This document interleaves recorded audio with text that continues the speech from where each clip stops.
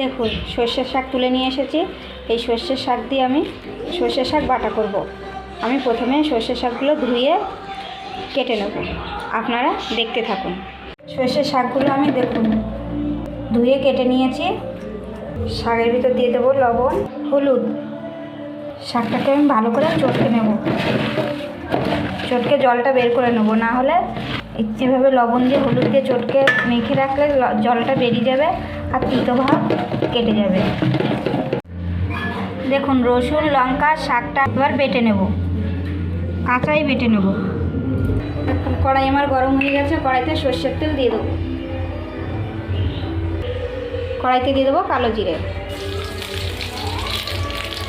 এবার একটা পেঁয়াজ কুচি দিয়ে দেবো। পেঁয়াজটাকে আমি ভালো করে ভেজে নেব। পেঁয়াজটা আমার ভাজা হয়ে গেছে, বেটে রাখা পাতাটা দিয়ে দেবো। এবার এটাকে নাড়িয়ে শুকিয়ে নেব। এভাবে নাড়িয়ে আমি বাটাটাকে একদম শুকিয়ে নেব। এবার স্বাদ মতো একটু চিনি দিয়ে দেবো।